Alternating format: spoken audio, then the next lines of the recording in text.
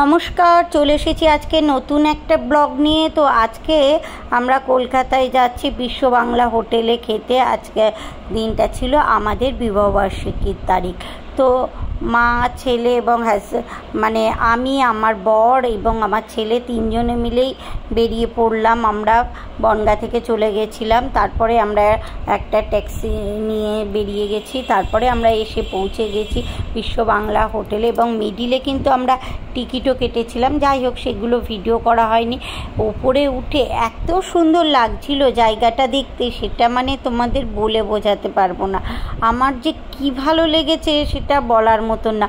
আমার বহু দিনের শখ ছিল যে বিশ্ব বাংলা হোটেলে যাব এবং ওখানে গিয়ে খাওয়া দাওয়া করব, কিন্তু যে কোনো কারণবশতই হোক যাওয়াই হয় না। কিন্তু যাওয়া হয় না বললে এবার দিন মানে ঠিক করেই নিয়েছিলাম যে আমরা এবারের বিবাহবার্ষিকীটা ওইখানেই পালন করব। তো সেই জন্য নিজেরাই বেরিয়ে গেছিলাম। আর দেখো কি সুন্দর, অনেকটা জায়গা নিয়ে কত ভালো লাগছে ওপর থেকে দেখতে।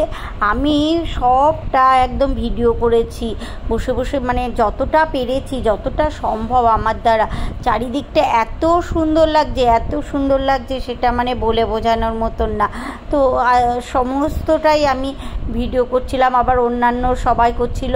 আর এদিকে বাবা ছেলেও গল্প করতে করতে একটু ঘুরে ঘুরে দেখছিল, আমিও দেখছিলাম ওদের সঙ্গে। আর এখানে দেখো সব ছবি, সমস্ত শিল্পীদের গানও এখানে বাজছিল।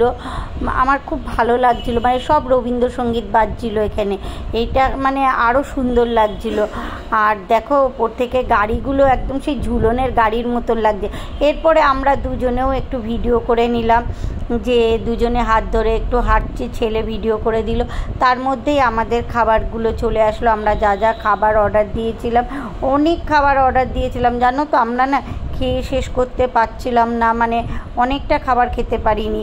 তোমরা বুঝে শুনে তবেই খাবারের অর্ডার দিও। খাওয়া দাওয়া শেষ করে আমরা লিফটে নেমে আসলাম এবং নেমে এসে আমরা বাড়ির পথে রওনা দিলাম। তো আজকের ভিডিওটা তোমাদের কেমন লাগলো অবশ্যই জানিও। ভালো লাগলে লাইক, কমেন্ট, শেয়ার করো।